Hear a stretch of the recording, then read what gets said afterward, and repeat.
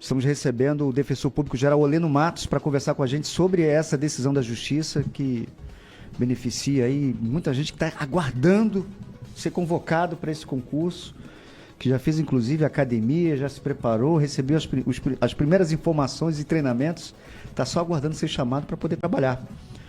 Muito bom dia, Oleno Matos, defensor público geral, seja bem-vindo ao Jornal da Manhã da CBN Boa Vista. Bom dia, Luciano. Bom dia, ouvintes da Rádio CBN. Bom dia, telespectadores do YouTube da CBN. Né? Prazer enorme estar aqui novamente para poder falar um pouco sobre algumas situações relacionadas à atuação da Defensoria Pública, inicialmente sobre esse concurso, né, que já se prolonga há 4 anos e aí a gente ainda precisa fazer alguns ajustes para que nós possamos finalizar ele atendendo a todos aqueles que foram devidamente aprovados. Como é que foi a atuação desse grupo especial aí do Ministério Público por conta... Da Defensoria Pública. Da Defensoria Pública, perdão. Nesse momento aí do concurso da Polícia Penal, porque foi em cima do laço, né, para conseguir. Na verdade, a gente vinha acompanhando, esse concurso tem alguns desdobramentos que a Defensoria Pública já vinha acompanhando e atuando. Nós tivemos uma situação no ano passado que envolveu a questão da fase do exame psicológico. Essa fase ela foi anulada, né, pelo Judiciário e... Pela anulação, esse concurso ficou paralisado durante 15 meses. Paralisado no sentido de que o governo ficou impedido de fazer nomeações, né? E aí, essa fase foi refeita para todos os candidatos e hoje a gente tem uma situação sui generis, uma situação excepcional, que é alguns candidatos com colocações melhores do que alguns que já ingressaram na carreira, né, mas não terminaram as fases, porque eles melhoraram com a classificação deles, a reclassificação deles no certame, e essa situação dos 88 que chegaram até a fazer o curso de formação, né, e não entraram ainda na Polícia Penal. A Defensoria Pública já vinha acompanhando, mas quando o certame estava finalizando, a gente tentava encontrar um mecanismo para que nós pudéssemos garantir o direito dessas pessoas, né? E a gente tinha ainda a situação de 95, né? Que eram o quê? Esses 95 eram aprovados no concurso, que tinham vagas e que, por força dessa decisão judicial, o Estado não tinha tido tempo hábil de convocar eles. Então, nós conversamos com o governador, levamos a ele a nossa preocupação. O sistema prisional de Roraima nunca teve tão bem, né? Hoje a gente tem uma situação no sistema de muita paz, né? A gente quase não ouve falar mais em rebelião, em fuga, né? E a gente quer que isso se mantenha. E para isso a gente precisa manter o sistema dentro daquilo que é necessário para atender à demanda. Esses 95 que o senhor falou foram agora na sexta-feira, né? Aí os 95 nós entramos com a ação civil pública e pedimos a suspensão do concurso. A Defensoria Pública pediu a suspensão do concurso e a imediata nomeação desses 95. O juiz da primeira instância entendeu que prorrogar o concurso não era viável, né, por força de que ele estaria completando os seus 4 anos e a lei determina que prorrogação de concurso só pode acontecer por 2 e mais 2 anos normais e mais 2 anos de prorrogação. E aí, mas determinou a nomeação e posse imediata dos 95. O governador atendeu essa demanda e é importante destacar que o governador ele não tinha a confiança técnica de fazer essa nomeação dos 95 de forma direta, a preocupação dele com alguma fiscalização e alguém dizer algo relacionado ao teto, né, que hoje o Estado está bem no limite do teto de gastos com o pessoal, né? Né? Mas aí veio a determinação judicial, o governador acatou, a gente correu e na sexta-feira, ali terminando o prazo do concurso, a gente conseguiu fazer o governador assinar a nomeação desses 95, mas ficaram esses 88 para trás. Que são 88 que ainda não conseguiram ainda. Luciano, são 88 pais e mães de família que eles são chamados cadastro de reserva, né? Mas apesar de serem cadastro de reserva, essas pessoas, o Estado despendeu recurso para fazer a formação deles como policiais penais. Eles frequentaram a academia, eles tiveram despesa, porque a academia, para quem não sabe, você tem todo um gasto, você tem que comprar um material, né? Você para a sua vida para fazer academia, você não tem como trabalhar, você vive a academia. Nessa academia eles recebiam um percentual do salário? Um percentual, né? Percentual. E aí a gente tem também muitas pessoas, como eu estava conversando aqui contigo em off, de fora, que vieram de outros estados, largaram sua família, largaram seu emprego, apostaram tudo aqui em Roraima e vieram. Então essas pessoas estão assim, aguardando, e o concurso estava expirando, né? A gente não tinha conseguido a decisão na primeira instância. Então, na sexta-feira mesmo, após a nomeação, eu tive uma reunião com o governador, o secretário Hércules, o deputado Harrison, tivemos uma reunião com o governador, e lá o governador deixou claro que ele tinha muita dificuldade de fazer a prorrogação sem um respaldo judicial, mas que a defensoria ficasse à vontade, e a defensoria, é sempre bom frisar, a gente não tem qualquer ingerência por parte do governo estadual, a defensoria tem ampla autonomia para sua atuação. Então nós ingressamos com agravo no sábado ainda, né, demonstrando para o desembargador plantonista que o prazo era exíguo, que vencia hoje. Tinha que ser tratado com certa urgência, tinha que ser né? tratado com certa urgência. Não, com urgência, né? E que a gente precisava da suspensão desse concurso por uma razão pura e simples. O concurso ficou 15 meses parado por uma decisão judicial. Não foi culpa do Estado, não foi culpa dos aprovados, né? Então, assim, restabelecer esse prazo é garantir a legalidade do certame e o direito dessas pessoas. Então, graças a Deus, no final do sábado, ali umas 18, 19 horas, a liminar saiu, né? A gente pôde dar um pouco de tranquilidade para essas pessoas. Agora é a gente trabalhar para que nós possamos, em curto tempo, estudar o mecanismo necessário para que a gente consiga fazer com que esses 88 sejam devidamente nomeados e possam fazer parte da Polícia Penal. Importante frisar, Luciano, que o estado de Roraima, hoje, a gente caminha para ser o primeiro estado a acabar com o déficit dentro do sistema prisional de vagas. Você imagina o que é isso? Nós temos uma situação no sistema prisional brasileiro terrível. A superlotação ela acontece nas 27 unidades da federação. Com a implementação do sistema semiaberto harmonizado aqui no estado de Roraima, hoje a gente já tem em torno de 400 reeducandos nesse sistema com tornozeleira sendo monitorado. A gente espera a Secretaria de Justiça, através do secretário Hércules e da secretária Michele, e a gente espera que até o final do ano nós temos mais de 800. E mais do que isso, nós teremos a inauguração de mais 3 ampliações de unidades. A PANC vai ser ampliada, vai ter o espaço da cadeia ampliado, e necessitarão das pessoas para cuidar desse novo sistema. Quanto mais amplia o sistema, mais gente precisa tomar conta dele, né? Quanto mais amplia, mais precisa. Então, se a gente não fizer isso agora, o que vai acontecer? Um concurso demanda tempo e recurso. Só para você ter uma ideia do que eu estou falando, para o curso de formação, para todas essas pessoas que hoje ingressaram, hoje nós temos 800 policiais penais no estado, né? Os que entraram já desse concurso, são mais de 400, 500, eu não recordo o número exato. Mas todos esses, foi despendido pelo Estado 7 milhões de reais para formar essas pessoas. Se a gente parte para não aproveitar esse pessoal, esses 88 pais e mães de família, a gente vai esperar um novo concurso. A gente sabe, Luciano, que um concurso... É caro fazer um concurso. É caro, demanda tempo, organização. Então, a gente vai falar daqui 2 anos. Daqui 2 anos, o sistema nós já vamos ter um problema grande no sistema, né? Então, é importante que o Estado...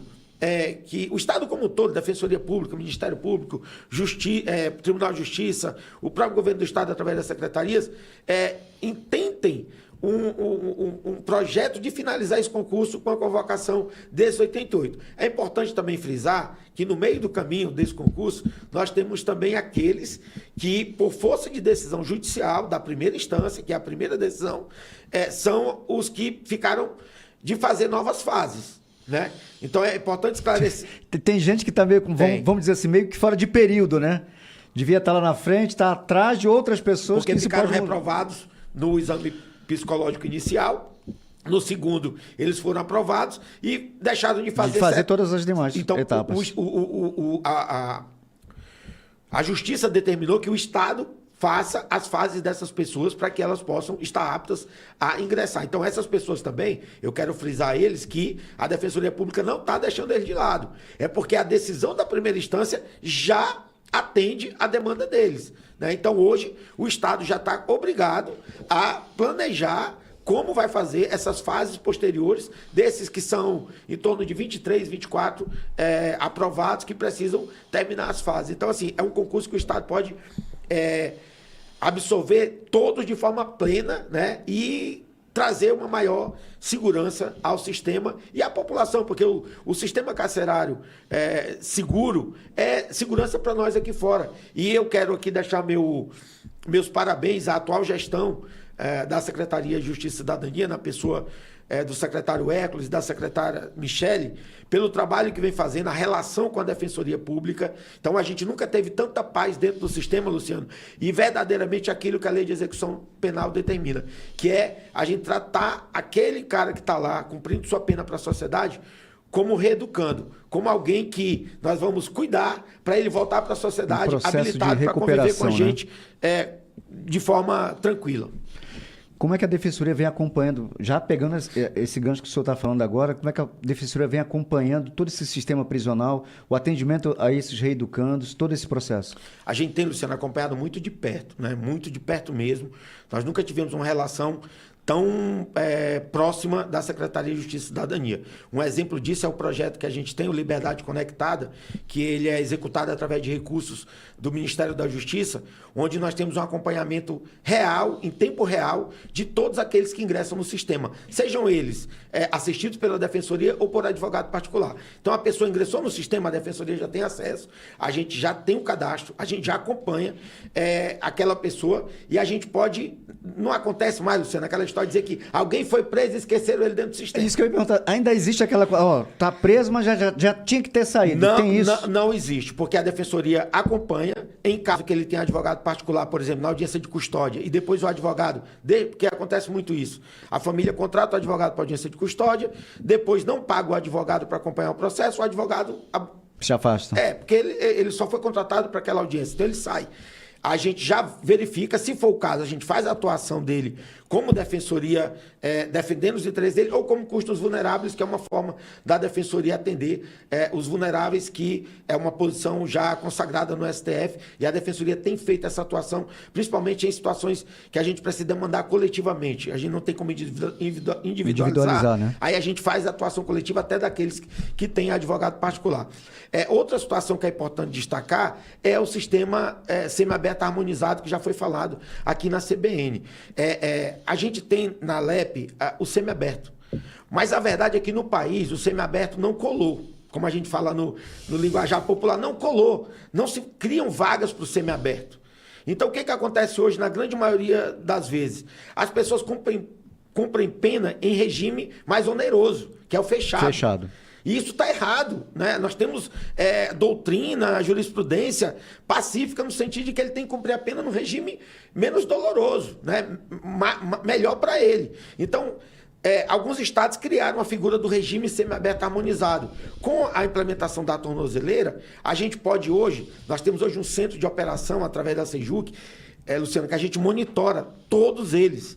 Então, assim, para ter uma ideia, nós temos hoje 400. Nós tivemos, desses 400 até agora, em 3 meses de regime semiaberto harmonizado, só 2 casos em que as tornozeleiras foram violadas ou que o cidadão saiu do perímetro que ele estava permitido ficar. E os 2 casos a gente verificou que foram problemas que não era a intenção do apenado fazer aquilo, né? Então, assim, mostrou-se um sistema extremamente relevante, enquanto a gente não consegue atender o semiaberto da forma como a lei determina, e a gente pode ampliar isso para em torno de 800 a 1.000.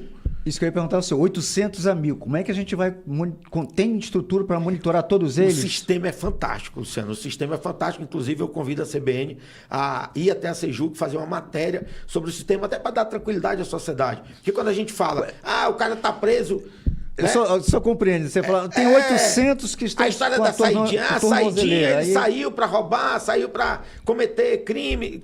Assim, são pessoas que muitas vezes estão lá por um delito, né? Um delito de menor potencial ofensivo. Nós não estamos falando aqui de pessoas de crimes graves, que estão com a pena muito grande. É pessoas que furtaram, às vezes o furto ele é para comer, né? Para a família.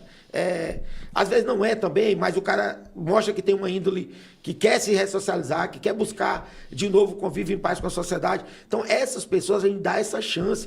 Não adianta, Luciano, a gente pensar que a regra tem que ser o encarceramento.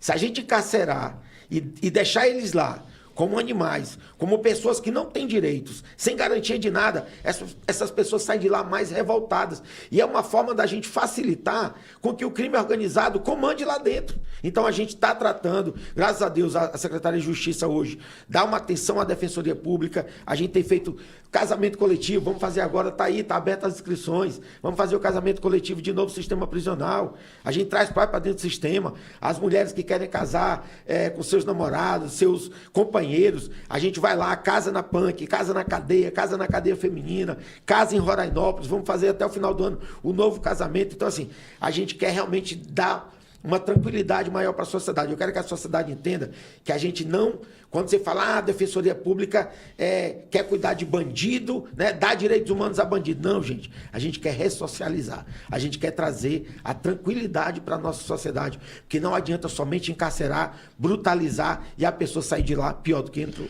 O senhor tocou num ponto agora, recentemente na conversa, justamente sobre a questão do crime organizado, que muitas vezes recruta dentro da unidade prisional. E quanto mais ele tiver material humano para recrutar, mais fácil para ele ter os tentáculos para a criminalidade. Um exemplo disso, Luciano, até para falar mais de mais um projeto da Defensoria, nós fizemos recentemente, junto com o Tribunal de Justiça e a Universidade Federal, o primeiro mapeamento de presos indígenas do Estado. Então, hoje, a Defensoria Pública ela tem, junto com a Universidade Federal, através do seu Observatório de Direitos Humanos e do Tribunal de Justiça, do GMF, na pessoa do desembargador Almiro, a gente tem hoje um mapa de todos que estão no sistema, que são indígenas, com a sua etnia, sua comunidade, né? Então a gente tem tudo. O que aconteceu quando a gente foi fazer isso? Alguns deles são faccionados. Então o que acontecia? É um dado que a gente precisa saber para poder penetrar naquele mundo. Quanto mais informação, né? Eles omitiam a informação. Por que eles omitiam? Porque a facção ela tem regras. E alguma dessas regras pode fazer com que alguém seja prejudicado por ato dessa pessoa. Então, eles omitiam a comunidade. Eles não queriam dizer qual a comunidade, né?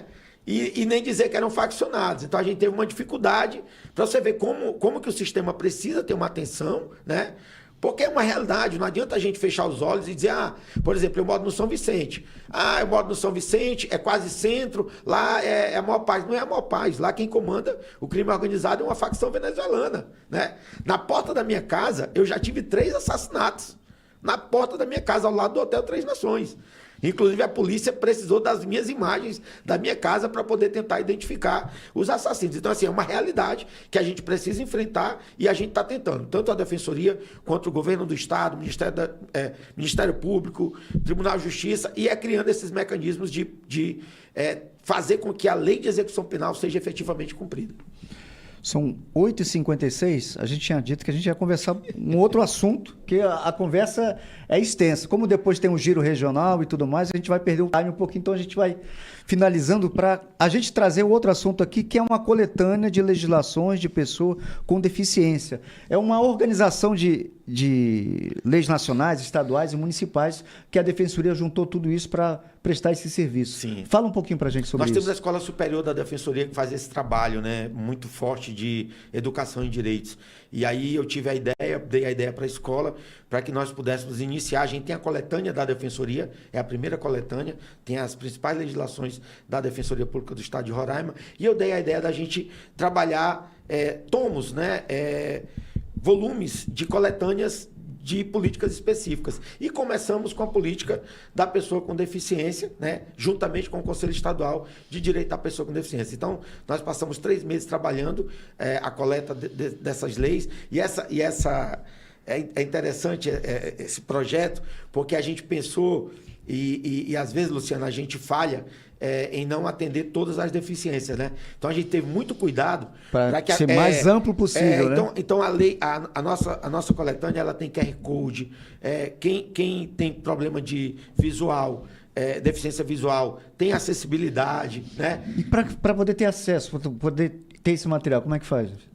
Está no nosso site, né, no Defensoria, defensoria.rr.def.br, nas redes sociais da Defensoria, do Conselho Estadual de Direito da Pessoa com Deficiência. Então tá lá a coletânea, bem simples, você entra, você quer acessar, por exemplo, a LBI, que é a Lei Brasileira de Inclusão, você coloca lá no QR Code, já abre direto no acesso à lei e toda a legislação que existe no estado de Roraima, em Boa Vista, e as principais legislações federais relacionadas à pessoa com deficiência. E a gente segue nesse projeto, já fechamos a parceria com o IPE, o Instituto de Previdência do Estado, e vamos conversar com o Conselho Estadual do Direito do Idoso, para que a gente possa brevemente lançar mais uma coletânea que é relacionada especificamente ao direito do idoso. Então é importante ter reunido tudo isso, facilitar, de repente, esse acesso à informação, até para a gente mesmo, como jornalistas, repórteres que querem ter informações sobre as leis, é importante a gente ter esse acesso.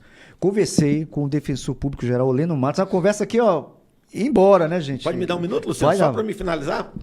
Eu quero também anunciar, eu quero anunciar a todos os nossos ouvintes e telespectadores que a Defensoria Pública amanhã, né? O lançamento ia ser hoje, mas eu mudei para amanhã por conta da entrevista. A gente vai estar lançando a campanha de acessibilidade e a atualização cadastral. A Defensoria Pública, pela primeira vez, vai ter um censo. Nós temos hoje, Luciano, na Defensoria, aproximadamente 700 colaboradores, né? A Defensoria cresceu muito. Então, hoje a gente quer mapear, fazer um censo de quem são as pessoas com deficiência, quem são os servidores que têm familiares com deficiência, olhar quais são as necessidades de adequação à legislação, para que a Defensoria não fique cobrando os outros sem fazer o dever de casa, né? Então a gente vai lançar o primeiro censo e eu quero aqui convidar a todos que fazem parte das instituições, seja na esfera federal, na esfera estadual, na esfera municipal, para que também abracem essa ideia. A gente tem um projeto, o TJ também tem esse projeto. Se quiserem, a gente pode repassar para que cada instituição possa criar o seu censo e no futuro, Luciano, a gente tem um censo completo. Vai pegando informação de um órgão, de outra secretaria, e no final você tem um levantamento completo. Precisamos dar essa atenção à pessoa com deficiência. A pessoa com deficiência não quer favor, ela quer só ser enxergada como um ser humano normal, né? E ter seus direitos atendidos. Ter seus direitos garantidos conforme a lei. Hoje a gente fala muito que a legislação da pessoa com deficiência ela é vasta, mas pouco cumprida. É isso. Muito obrigado, Oleno Matos, Defensor Público Geral do Estado de Roraima, pela essa conversa. Passamos pelo sistema prisional, passamos pela cartilha para pessoas com deficiência, essa coletânea de legislações muito importante. Agradeço muito essa conversa. O senhor será sempre muito bem-vindo aqui no Jornal da Manhã da CBN. Tenho certeza que tem muita conversa e muito assunto para a gente tratar. Obrigado, aqui. Luciano. Sempre à disposição. Muito obrigado.